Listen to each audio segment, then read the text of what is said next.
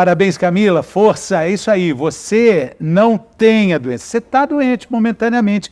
Isso é bonito para a médica ouvir, não é? É muito bom e a gente vê a pessoa encarando dessa forma é muito legal, porque é também comprovado cientificamente que pensar positivo, ser otimista, tomar atitudes positivas ali frente ao diagnóstico faz diferença, porque você vai lutar de fato contra aquilo e vai fazer todas essas mudanças comportamentais que vão trazer benefício a longo prazo. E aí, pensando no tratamento do câncer, a gente voltando aqui para a nossa atividade física, o exercício físico durante o tratamento, ele vai ser importante para o depois, porque ele diminui a chance de recidiva, ele diminui a chance de metástase. Então, é um tratamento, de fato, impactante o exercício físico.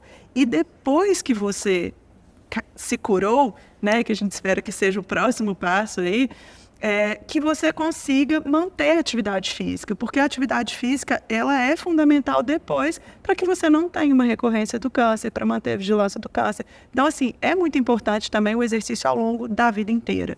Quando criança, quando adulto, quando idoso, então em todas as fases da vida, durante um diagnóstico, fora dele. É legal falar sobre essa fadiga que o tratamento causa e a forma do exercício combater essa fadiga. Isso. Exatamente, combater um dos principais sintomas do tratamento. Exato. Hoje, o tratamento do câncer de mama ele evoluiu muito. Então, antigamente a gente falava de uma doença que muitas vezes a pessoa falava que nem ia falar o nome da doença, né? Pelo medo do que aquele nome trazia.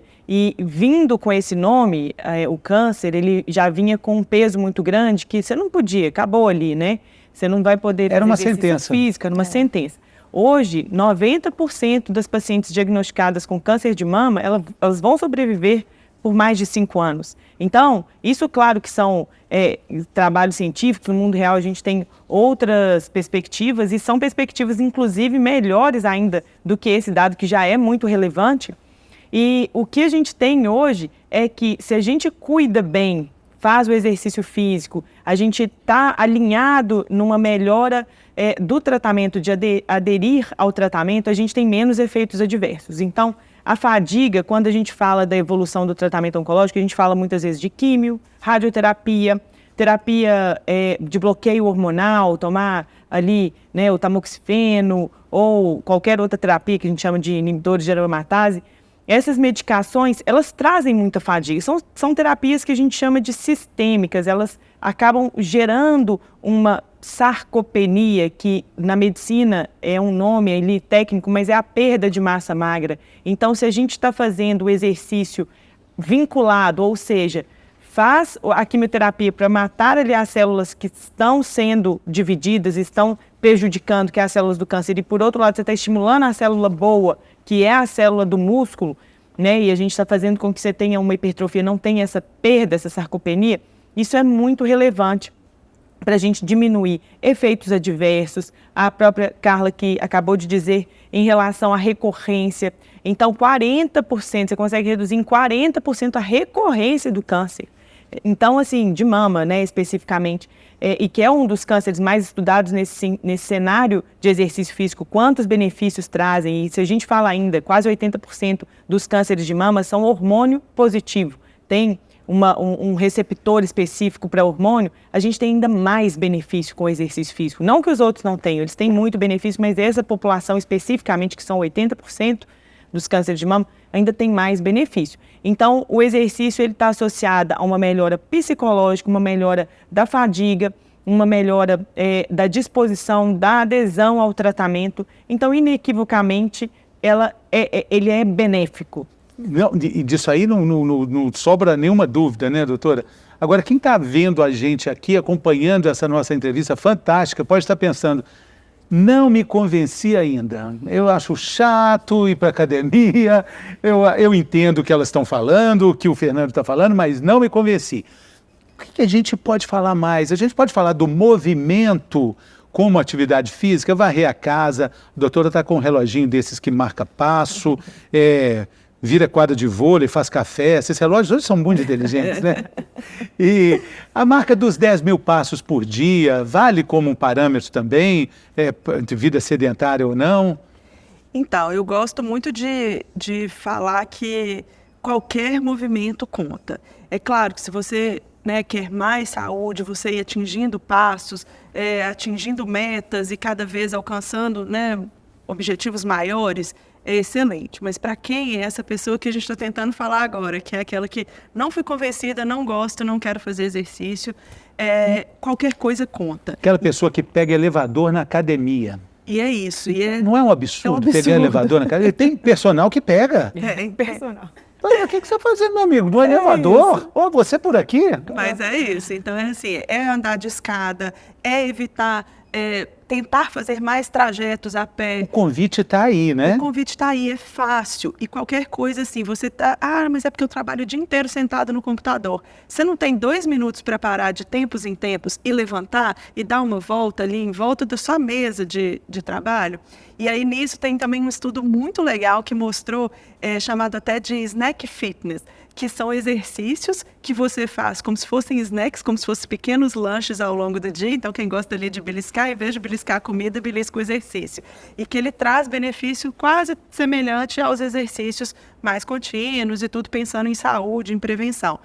E o que você faz? É isso, você parou, você tem 5 minutinhos ali, você faz exercícios de 3 minutos em alta intensidade. Não é o caso do câncer específico, mas para quem quer começar a fazer exercício, pode ser também uma boa estratégia. Você faz isso várias vezes ao dia, dá uma corridinha parada no lugar, pula uma corda, coisas simples que você pode fazer dentro da sua casa, no intervalo de trabalho ali, juntando isso tudo, vai gerar um benefício. As informações desses relógios inteligentes, elas ajudam a estimular uma disputa com a gente mesmo, né?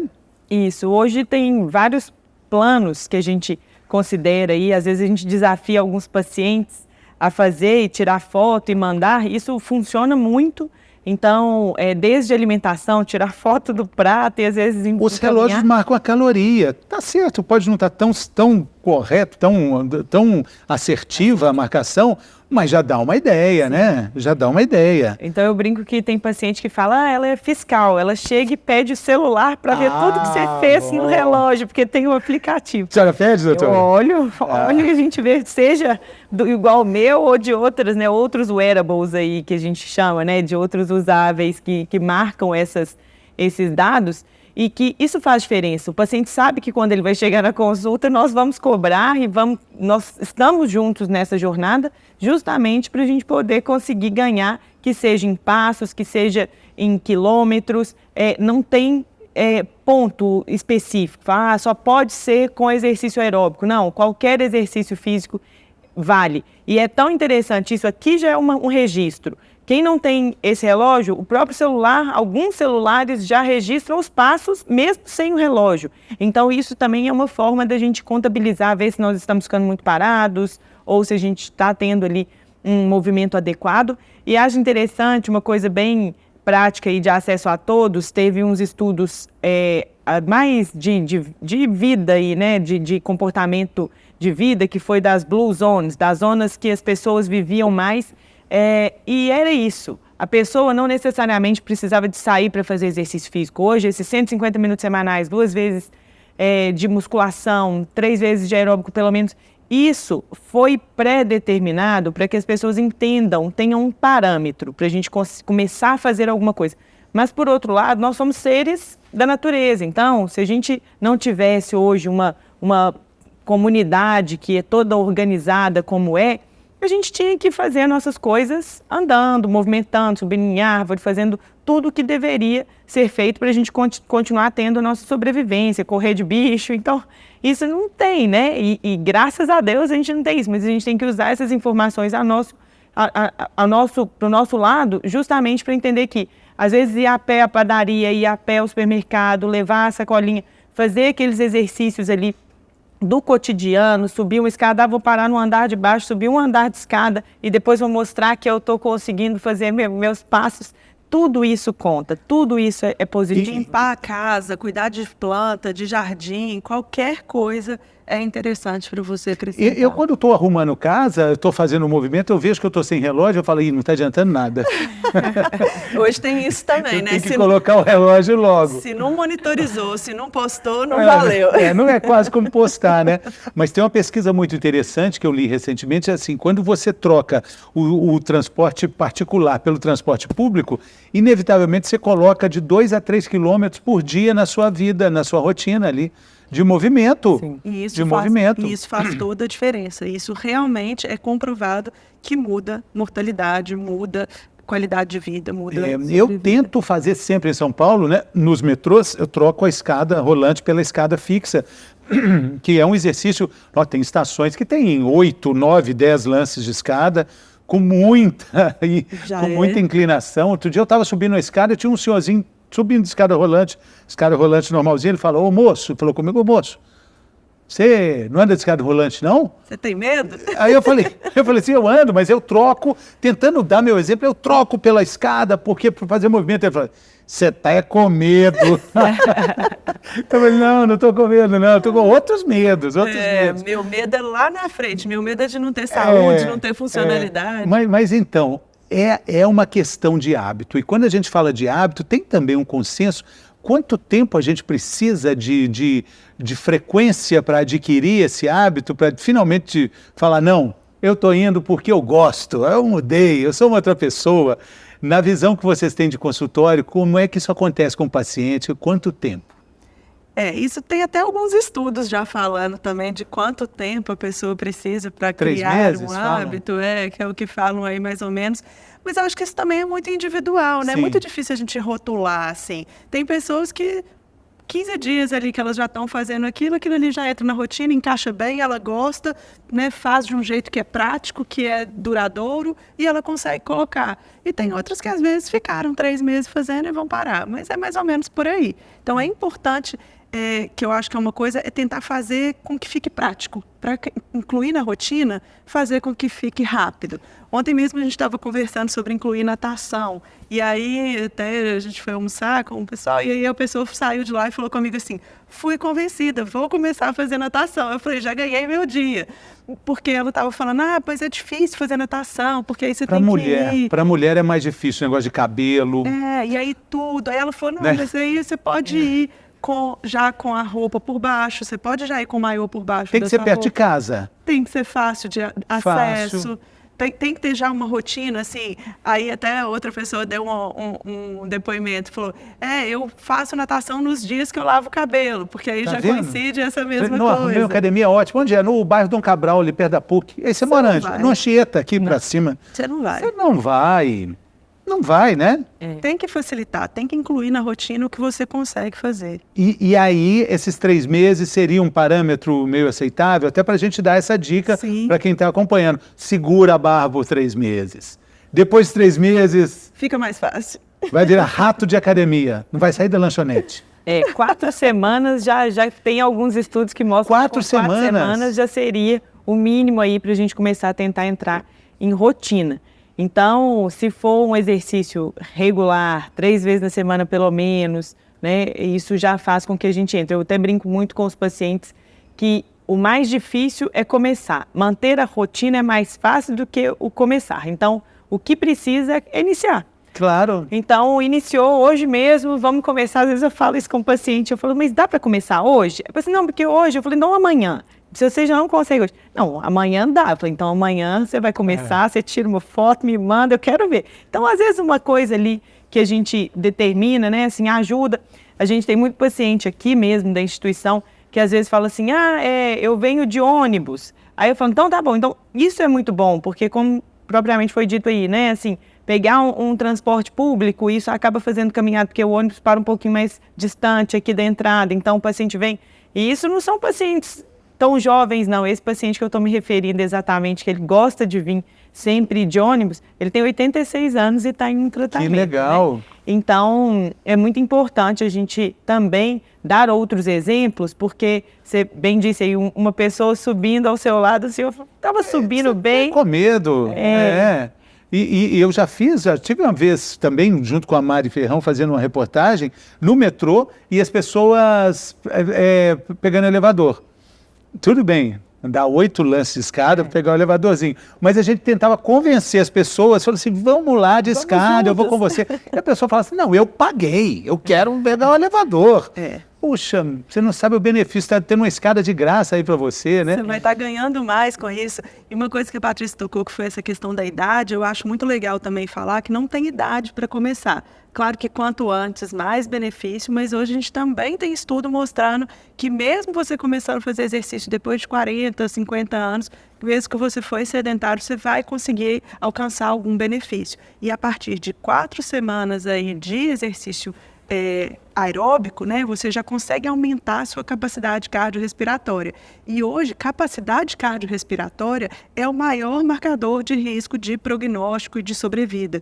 Então, é um dado, assim, muito fiel, que se você melhora o seu condicionamento físico, né, falando de forma mais fácil de entender, se você melhora a forma com que você consegue subir uma escada, fazer um exercício, você se sente mais bem condicionado, isso aí vai trazer impacto direto para mortalidade. Imunidade também, né? A questão do gasto calórico, tem um estudo que o meu querido amigo Márcio Atala sempre cita, que é fazendo uma comparação dos anos 80 com os dias de hoje, quanto um gasto calórico que a gente tinha, que já estava agregado à nossa vida de todo dia, fazendo coisas muito simples, como levantar o vidro do carro, discar no telefone. Vocês nem sabem o que é isso, mas antes tinha um telefone que tinha um disquinho que a gente... Catálogo, telefone buscar ali no catálogo, mas tantas coisas. Levantar para diminuir o volume da televisão, trocar de canal. Hoje E tudo mudou. Aí, nessa conta que ele faz, são pelo menos 350 calorias que você gastava e deixou de gastar. E gerações que vêm estão gastando cada vez menos. É tudo touch, tudo dedinho que abre e fecha, nada de levantar. Tudo na mão, hoje ainda Alexa, tem exatamente. pega um café. Alexa fecha a janela, Alexa acende a luz, Alexa... Então, assim, a gente tem que lutar contra. Então, já que a gente está perdendo todas essas calorias, todos esses momentos aí, tem que lutar contra e fazer exercícios. E tudo faz diferença, né? Tudo. Sim, sem dúvida, o que puder movimentar está bem indicado. E, mais uma vez, o paciente que está em tratamento, aquele paciente que vem para fazer a quimioterapia, vem para poder pegar a medicação que está em uso, esse paciente ele tem que entender que voltar, às vezes, para casa a pé, fazer ali um exercício do dia a dia, colocar isso como prioridade dentro do tratamento. É interessante, me veio aqui à cabeça uma questão que hoje é muito falado dentro dos protocolos da oncologia também isso, né? Fica sempre muito no peso do cardiologista orientar e às vezes esse paciente nem chega ao cardiologista num primeiro momento, porque ele teve diagnóstico, a paciente teve o diagnóstico, ela já vai para o oncologista ou está ali com o mastologista.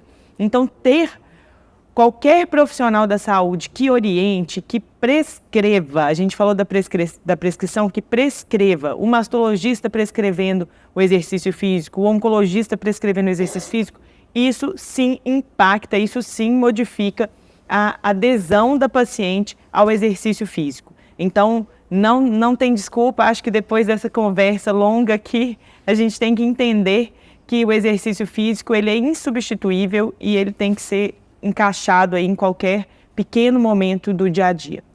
A gente vai ter também um programa falando sobre a relação de câncer e obesidade, mas eu acho que cabe aqui também a gente falar que nós estamos falando sobre uma epidemia seríssima. Eu acho que a gente pode considerar que a gente está perdendo a luta para os ponteiros da balança e tem que colocar isso tudo no mesmo tabuleiro, né, doutoras? Eu acho que nesse caso aí o exercício físico tem o seu papel, mas hoje a gente tem tratamentos muito mais eficazes, claro que o exercício como coadjuvante aí do tratamento, mas que hoje existe um arsenal para que ajude as pessoas nesse sentido, com segurança cardiovascular, na verdade trazendo inclusive benefícios cardiovasculares dessas novas medicações que podem ajudar também nesse processo de perda de peso, de emagrecimento e emagrecimento de forma saudável, porque também não adianta a gente voltando lá no início, querer milagre, querer emagrecer de uma vez e dar tudo certo, porque não é assim. Perder né? Tem que ser de forma correta, de forma saudável, tem que ser duradouro. Então, tem todo esse processo também. É um dia de cada vez, né? E a vida, assim, é todo dia. E essa questão é muito importante quando a gente fala, né, desse mês de outubro, no nosso Outubro Rosa, aqui nesses programas gravados no auditório do Mater Dei, aqui da Avenida do Contorno, a gente está com depoimentos de pacientes que enfrentam com muita coragem, com muita confiança, o tratamento do câncer de mama. E esses depoimentos estão sendo polvilhados nesses nossos programas aqui, e eu queria convidar você, que está acompanhando a gente, vocês também, doutoras, para a gente conhecer um pouco da Rafaela Mursi. Ela recebeu o diagnóstico em março, claro, como todo diagnóstico, foi uma notícia bombástica, mas ela segue falando sobre acolhimento, ela fala sobre força feminina, fala sobre isso, um dia de cada vez, e 2 frases que ela gosta, um dia de cada vez, e já deu tudo certo. Legal isso, né? Vamos ver a Rafaela.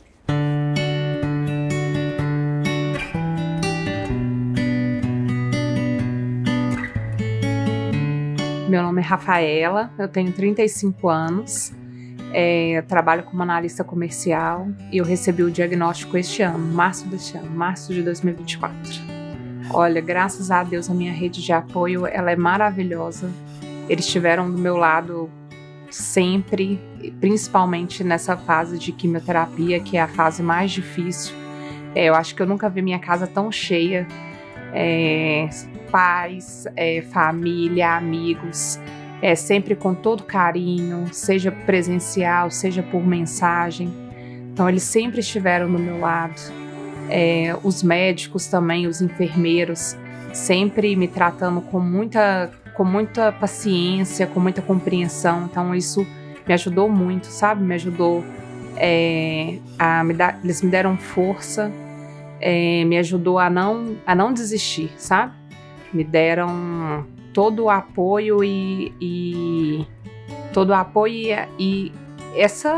acho que é esse acolhimento mesmo, né? Tudo que a gente precisa nesse momento para dar conta desse tratamento que é tão difícil, eu ainda tenho, né? Graças a Deus. Olha, eu acho que é importante falar para não desistir e confiar em si, que a gente dá conta, a gente é forte, somos mulheres fortes, a gente dá conta desse tratamento, a gente dá conta disso tudo.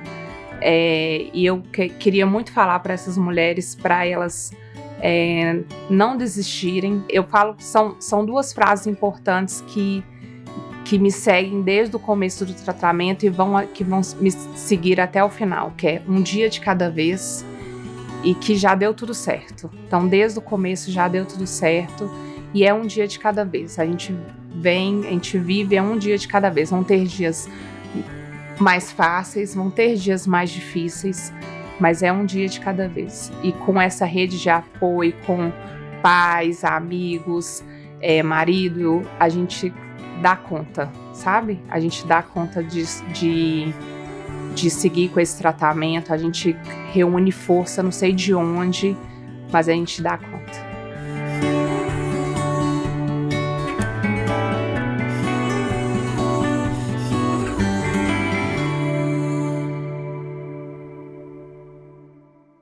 Muito bem, Rafaela Mursi. Sim, é muito bacana a confiança, né? Seja em qualquer relação, né, de tratamento, a médica gosta de ter essa confiança do paciente, né? Protagonizar, né? O paciente tem que protagonizar, né? A gente falou em outro programa aqui, um negócio bacana, que o paciente ele tem que virar o maior especialista nele mesmo, nela mesma. Sim. Isso ajuda muito o médico, né? Ter consciência corporal, entender, escutar seu corpo, tudo isso faz muita diferença e saber usar, né, as suas armas a seu favor. Tudo isso aí faz muita diferença no tratamento.